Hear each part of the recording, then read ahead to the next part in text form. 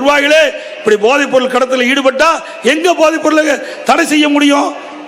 ஆக இன்னைக்கு தமிழகத்தில் இன்றைக்கு போதைப் பொருள் நிறைந்த மாநிலமாக இருப்பதற்கு திமுக தான் காரணம் என்பதை இந்த நேரத்தில் சுட்டிக்காட்ட கடமைப்பட்டுகின்றேன். அது மட்டுமல்ல, இன்றைக்கு அண்ணா திமுக ஆட்சியில் விலைவாசி எல்லாம் கட்டுக்குள் வச்சிருந்தேன்.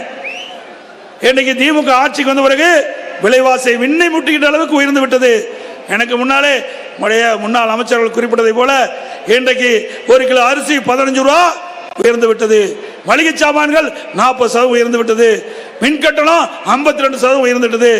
இன்றைக்கு வீட்டு வரி 100% நகர்ப்புறத்தில் பேரூராட்சியில், அதே போல கடைக்கு 150% விலை உயர்ந்து இந்த தொழில் இந்த பகுதியில் 3 தொழில், ஒன்று வேளாண்மை, ஒன்று ஜவுளி தொழில், ஒன்று இன்றைக்கு லாரிக்கும் பஸ்ஸுக்கும் பாடி கட்டுற தொழில், இப்படி 3 தொழிலுமே நலிவடைந்தது. காரணம் திமுக நிர்வாக திறமையற்ற அரசாங்கம் இன்றைக்கு தமிழ்நாட்டில் நடந்து கொண்டிருக்கின்ற காரணத்தினால இன்றைக்கு தமிழ்நாடு பின்னோக்கி போய்கொண்டிருக்கின்றது.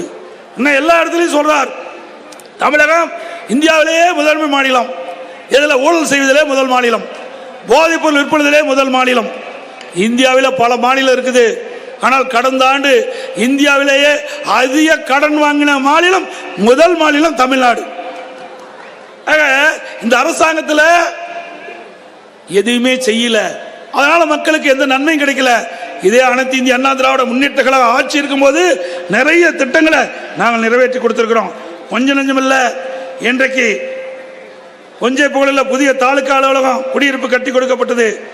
காலப்பாறை ஊராட்சி மற்றும் ஆண்டாங்கோயிலில் மேம்பாலம், மேல்பாக்கம் ஊராட்சி 17 கோடி ரூபாயில் தனி குடிநீர் திட்டம் 2, கிருஷ்ணராயபுரம் தரங்கம்பாடியில் அரசு கலை மற்றும் அறிவியல் கல்லூரி, ஆத்தூர் மண்மங்கலம் கடம்பங்குறிச்சி ஆகிய 3 ஊராட்சிக்கு 9 கோடி மதிப்பீட்டில் கூட்டு குடி திட்டம், அரவக்குறிச்சி கொடையூரில் 3.32 கோடி மதிப்பீட்டில் 1.50 ஏக்கர் நிலப்பரப்பில் முருங்கை பதப்படுத்த அமையும்.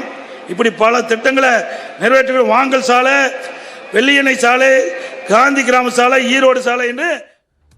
கரூர் அதிமுக வேட்பாளர் தங்கவேலுவை ஆதரித்து எடப்பாடி பழனிசாமி பரப்புரை மேற்கொண்டு வந்த நேரலை காட்சிகளை பார்த்தோம்.